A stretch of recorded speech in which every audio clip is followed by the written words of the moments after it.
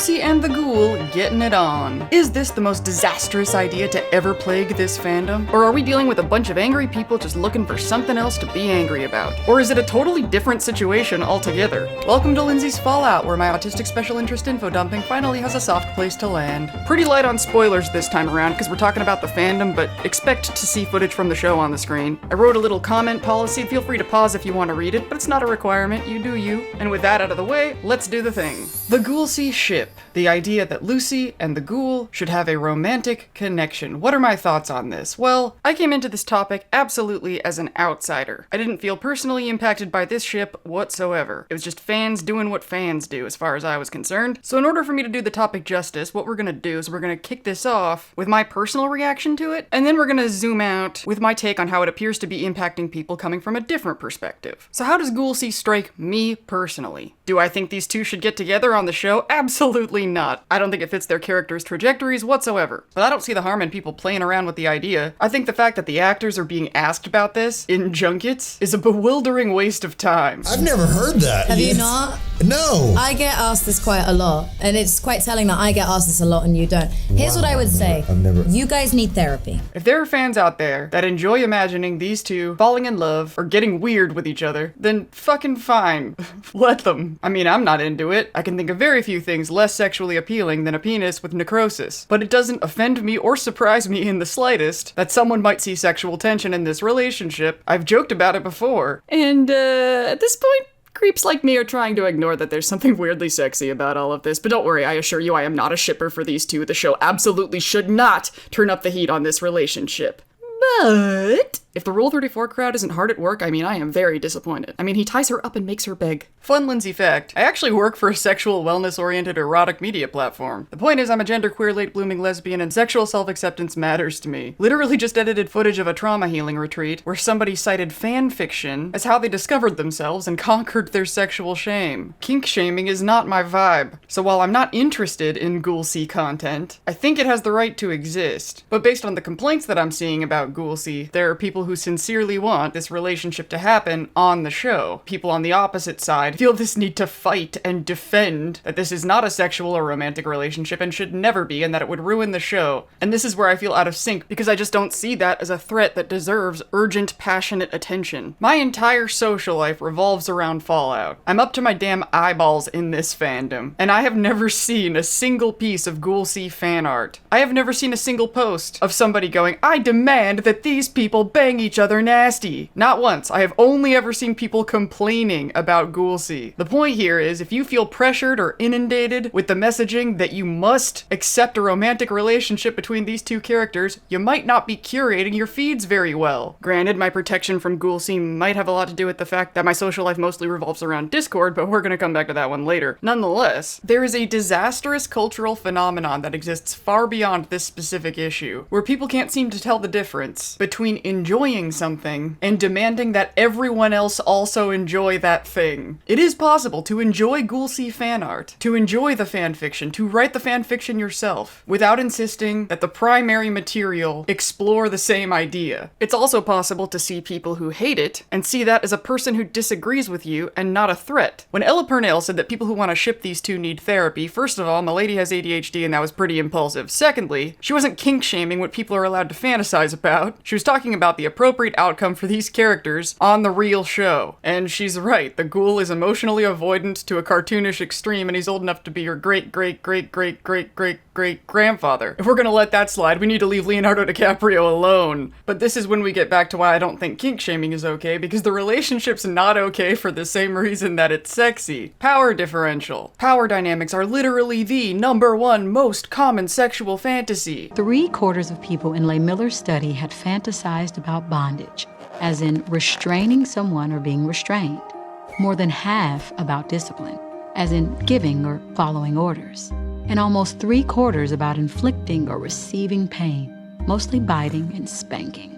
If there was no Ghoulcy shipping, that would be suspicious. I'd think there was a glitch in the Matrix or something. He tied her up while she demanded head. It's just not that wild a leap of the imagination. We learn valuable things about ourselves by exploring the ideas that we think are sexy. And in a fandom like Fallout in particular, we should be a little more tolerant of people exploring different outcomes and different possibilities. I mean, what idea is more horrific? The Ghoul and Lucy getting it on, or the Legion taking Hoover Dam? We can explore horrific possibilities like selling children into slavery in the games. Colored pencil scribbles of Lucy and the Ghoul macking on each other should be about as live and let live as it gets. If Ghoulcy shippers are getting really fiery about this, and insisting that the relationship needs to be real on the show, there's probably a component of shame that they feel like they won't be alleviated from until the show validates their fantasy. So making these people ashamed of the fantasy is pouring gasoline on a fire. Y'all, if there's any moral to Fallout as a franchise, it's that we've gotta learn to agree to disagree. Desperately. We can't fight about every little fucking thing. If somebody thinks a thing that you don't think, if somebody likes a thing that you don't like, and it poses literally zero threat to you, let it the fuck go. If you like the idea of the Ghoulcy ship, you're allowed. If you don't like the idea of the Ghoulcy ship, you're allowed. As long as these people aren't doing creepy AI face swap things with Ella Purnell's face, I don't see the problem. And to all the Ghoulcy shippers who might come across this video, sorry y'all, it's probably not gonna happen, but have fun with your fix and fuck the haters. But you may have noticed that there is a dimension of this controversy which that take totally ignores. A dimension that my privileged white ass is almost entirely shielded from. That's right, we're talking about racism. Funky Deathclaw reminding you to like and subscribe.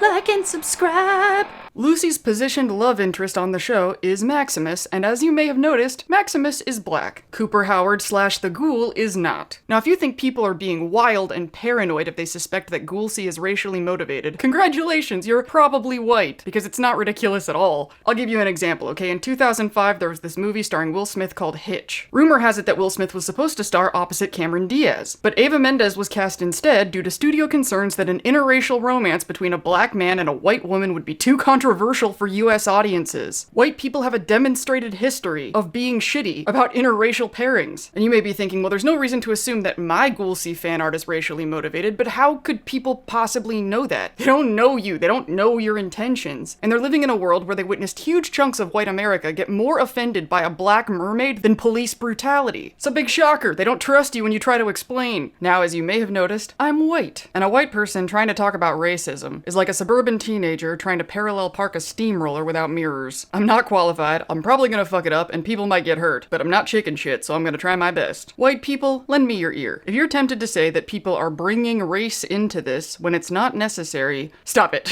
It's embarrassing, it's a ridiculous thing to say, and I'm gonna tell you why. First of all, just cope with this right now. You will be confronted to dismantle racism until the day you die. You will never be woke enough. You will never get a certificate of completion that you can present to all people of color to go, see, look, proof I'm not racist. And it's not because progressives are insatiable, it's because it's lifelong work. The pursuit of unpacking our whiteness is kind of like the pursuit of objective truth. You're never gonna get there. You're never gonna be done, but the ongoing pursuit is worth it regardless, because it increases the love and connection and bond with fellow human beings. So if a person of color, quote unquote, brings race into something, and you don't see how it applies, then you've got questions to ask, not statements to make. Remember what Birdie said to Lucy in Vault 4? Your ignorance cannot excuse your cruelty. You don't get it? You got the whole internet in front of you. Run a search. Find an appropriate place to get the answers you don't have. Somebody out there will be happy to explain it to you, and it's your responsibility to seek those people out. Pretty much every time a white person says somebody is talking about race when it's not necessary, or quote unquote bringing race into it, what that someone is actually doing is taking the focus away from default white assumptions. When you're white in a white-centered culture, like here in America, the blank background canvas of your entire reality caters to your people, which is why it can be perceived as an interruption when people of color are asserting their right to take up more space. It's embarrassing when we say people are bringing race into it when a black person has no choice but to bring race into every room they walk in. I'm gay and autistic, so I bring neurodivergence and queerness into every room I walk in, but as painful as masking and suppressing is, at least that option is available to me to blend in. But a black person can't code switch away the color of their skin. Believe it or not, marginalized people do not want to be political issues on two legs wherever they go. They want their perspectives included in conversations that impact them. And I assure you, there's more pressure on people of color to cater to white people than there is on white people to cater to people of color. In my season 2 finale video, I talked about the importance of choosing those who give you a choice, being civil and harmonious before somebody puts a gun to your head and forces you to. If we want to challenge racism, we have to choose to. Nobody's gonna make us. We're gonna have to listen to things that are hard to listen to by choice. We're gonna have to embrace discomfort that we are perfectly empowered to avoid. Hearing about race stuff, believe it or not, is a temporary inconvenience, like a fly buzzing around our heads to us. But for people of color, it is a 24/7, inescapable, everyday reality, a weight that they have to carry all the fucking time until we will fucking help. There's actually a great example of Aaron Moten. Listen to what he says in this clip. This is the kind of shit he's carrying around every day that my white ass would never have to think about. If you guys could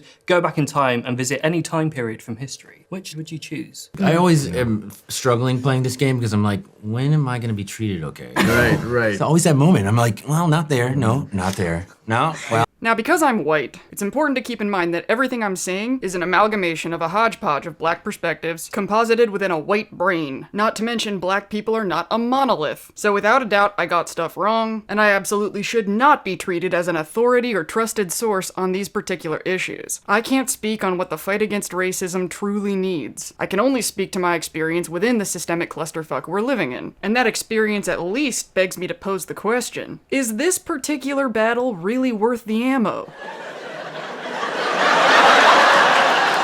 I don't think that's important right now! There's a literal fucking Nazi! If it is, I'll believe you, but are you sure? I'm not trying to argue against anyone's feelings, I'm arguing for y'all's limited energy, your limited time on the planet. The people making Ghoulcy fan art, for reasons that have nothing to do with race, could very well be your allies in fighting real Nazis. If your qualification for who you trust to fight alongside you is who lets me yell at them, good luck! Regardless of whatever metric of marginalization impacts us, I think virtually powerless people picking fights with other virtually powerless people is pointless. Even if you're thinking we all have more power than we think we do, I would agree. But we harness that power by uniting and organizing. And if we're gonna put forth that much effort, once again I posit the question, aren't there worthier causes? Aren't there more urgent threats? And I think the most salient issue that we should be examining here is the cage we have all been herded into socializing within. I said I was gonna come back to the Discord thing. This is that part. Fallout's enclave is a metaphor for real forces that are herding us like cattle, and the more we fight each other instead of those bastards, the more powerful they get. Not only because of the divide and conquer component, but because the bickering keeps us engaging with their platforms and generating revenue. The only chance we've got is to unite and organize our own means of socializing with an agreed upon understanding of when it's time to peacefully agree to disagree. Before the internet, I remember those days. People understood what was and wasn't appropriate to discuss among certain companies. Grandma didn't need to hear about our sex lives, and that didn't make us feel suppressed. The internet herds us into one big room, where the whole world is exposed to every move we make, even when it doesn't need to be. People who are offended by Ghoulcy shouldn't have to be exposed to it. Their nervous systems have enough threat to grapple with. They don't need their fandom to remind them of those threats. Fallout fans who feel like what makes the franchise great is getting destroyed by Bethesda and the TV show are another symptom of the same problem. Everybody feels like they're being pressured to be okay with things they aren't okay with because that is exactly what's happening. This is why people flock to platforms like Discord, where conversations aren't public facing, and humans can socialize the way humans are supposed to. And now, what do you know? Discord is implementing ID checks. They herded us all in this one bucket, and now they're scanning our eyeballs. It's a dystopian nightmare, because profit-driven interests are dictating the environments in which we socialize. And when those environments make us miserable, we blame each other instead of them. They put us in one big pile, one big target market they can sell shit to and harvest attention from. The internet has removed any sense of discernment or prioritization when it comes to what complaints are worth voicing and what complaints are worth listening to. And even the most responsible and compassionate people are getting burned out. Until your individual complaint has been upgraded to a united, organized movement, you're just contributing to the noise. And you'll find when trying to achieve that upgrade, the need for discernment and prioritization will naturally follow. The more worth it the movement is, the more people are gonna join it. So here's a question I just didn't get a chance to get answered before making this video. How united and organized is the anti-Ghoulcy movement? Do they have a name? Do they have a motto? Is there a banner? Is there a link of documented resources demonstrating the harm that Ghoulcy is causing? Is there a widespread, agreed upon, defined end goal? Do they want to wipe out all Ghoulcy content from the internet? Do they want to prevent Ghoulcy from happening on the actual TV show? What are they fighting for, and are they fighting consistently together? Because if that exists, I will shut the fudge up. But from what I'm seeing right now, the only way that Ghoulcy could do enough damage to deserve this hullabaloo is if it were legitimized by the TV show, and I don't think that's gonna happen. It's pretty clear at this point that this story was planned out way far in advance. All the fan art in the world isn't gonna change it. Fan work creators do not have the same amount of social responsibility as an Amazon television show does. Millions of people watch the show. How many people are looking at this fan art? I made an entire video about Ghoulcy, and to date, I have never seen a piece of Ghoulcy fan art. I've never seen one. I read discussions about Ghoulcy. I didn't look at any pictures. Maybe that speaks to me not doing my research, but I think it's an important point to contextualize how small this thread is. It doesn't matter what the fan art is if mass amounts of the fandom and this culture never see it. All I'm saying is we should pick our battles. Culture war is still war, and we're Fallout fans. What do we say about war? That's right. War demonstrates temporal invariance and sustains ontological constancy. So if you want to see real change, maybe pick a different route than one that never changes.